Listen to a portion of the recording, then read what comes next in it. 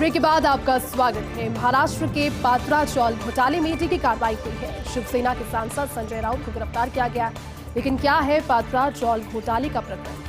दरअसल मुंबई के गुड़गांव इलाके में पात्रा चौल से जुड़ा हुआ ये पूरा प्रकरण है, ये पूरा केस उसी से जुड़ा हुआ है। Maharashtra housing and area development authority यानी कि MHADA का भूखंड, जिसमें करीब 1034 करोड़ का घोटाला होने का आरोप है। रियल एस्टेट कारोबारी प्रवीण राउत पर जिन लोगों से धोखाधड़ी का आरोप है, एक कंस्ट्रक्शन कंपनी को भूखंड पर 3000 फ्लैट बनाने का काम मिला था, जिसमें से 672 फ्लैट देने थे। पहले से ही यहाँ रहने वालों को शेष MHADA तथा उक्त कंपनी को ये फ्लैट्स दिए जाने थे, लेकिन 2011 में इस भूखंड के कुछ हिस्से को दूसरे बिल्डर्स को बेचने का आरोप है। PMC बैंक घोटाले की जांच में उजागर हुआ था ये पूरा का पूरा प्रकरण, और इस जांच में प्रवीण राउत की कंस्ट्रक्शन कंपनी का नाम सामने आया था।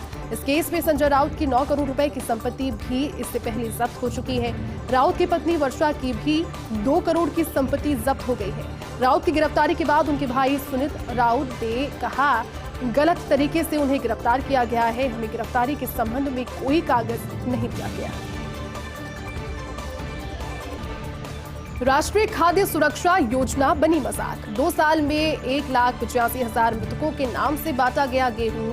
88.80 करोड़ का 44,000 टन गेहूं इस दौरान बांट दिया गया। राशन कार्ड और आधार की NFSA में सीडिंग का खुलासा हुआ।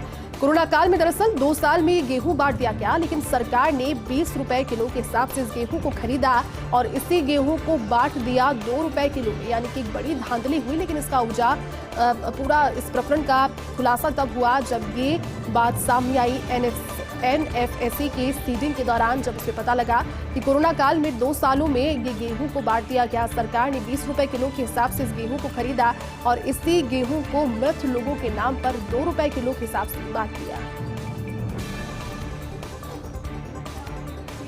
सोनिया गांधी से ममता की आगामी मुलाकात अहम। किस मायने से? क्योंकि उपराष्ट्रपति चुनाव और विपक्षी एकता पर चर्चा की संभावना इस मुलाकात के बाद और ज्यादा प्रबल हो रही है। दीदी के 5 दिवसीय दिल्ली दौरे पर सभी की निगाहें टिकी है।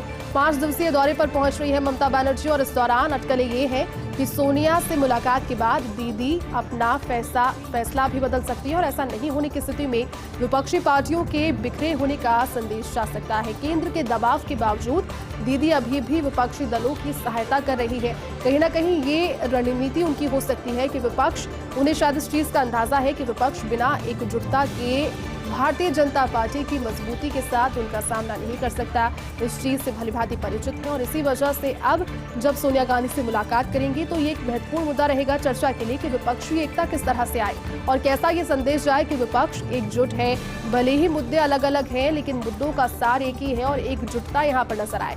ममता का उपराष्ट्रपति चुनाव से दूरी का फैसला भी केंद्रीय एजेंसियों की कार्रवाई से जुड़ा हुआ है, क्योंकि केंद्रीय एजेंसियों की गाज जिस तरह से इन दिनों गिरी है, ममता के करीबियों पर भी अवैध धनराशि को लेकर की या एक बड़ी धनराशि को लेकर के जितनी भी बातें सामने आई, उसको लेकर उपराष्ट्रपति चुनाव से दूरी का फैसला भी उन्होंने लिया है। केंद्रीय एजेंसियों की कार्रवाई से जुड़ा हुआ पूरा मसला देखना है महत्वपूर्ण कि जब 5 दिवसीय दौरे पर पहुंचेंगी ममता बनर्जी दिल्ली, तो किनसे मुलाकात रहती है और इस मुलाकात का निचोड़ क्या निकलता है, इस मुलाकात का सार आखिर में क्या होता है और कितना लाभान्वित करता है विपक्ष को।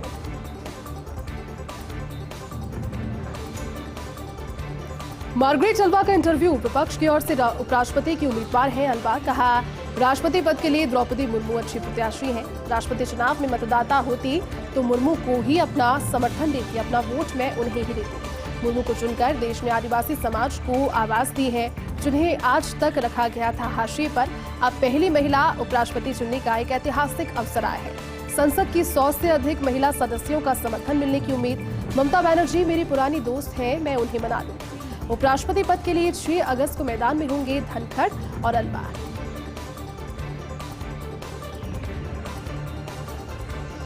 देश में इन दिनों नए जिलों की बढ़ती हुई डिमांड। आकलन के लिए बनाई गई थी कमेटी। रिटायर्ड IAS राम लोभाया की अध्यक्षता में ये हाई पावर कमेटी बनी, और इस कमेटी में कुल 59 नए जिलों की डिमांड की गई है सूचीबद्ध। 24 जिलों से 59 नए जिलों की डिमांड आई है। भाजपा सरकार के समय 50 जिलों की डिमांड आई थी, जिसमें 9 से ज्यादा, जिसमें जयपुर के दूदू, विराटनगर और कोटपुतली भी शामिल है।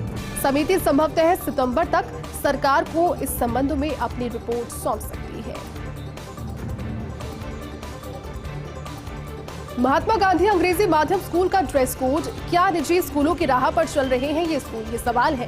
कुछ महात्मा गांधी अंग्रेजी स्कूलों में निर्धारित की गई है अपनी अपनी ड्रेसेस। अब इन स्कूलों के बच्चे नई ड्रेस खरीदने के लिए मजबूर हो रहे हैं। विभाग ने 8 महीने पहले ही समान ड्रेस कोड का सिस्टम लागू किया था।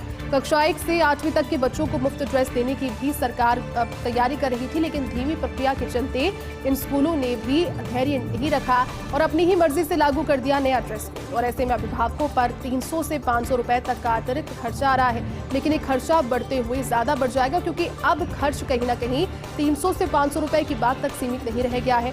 अलग अलग विद्यालयों में अगर अलग अलग ड्रेस कोड होंगे तो इसमें असमंजस और कंफ्यूजन भी बढ़ेगा।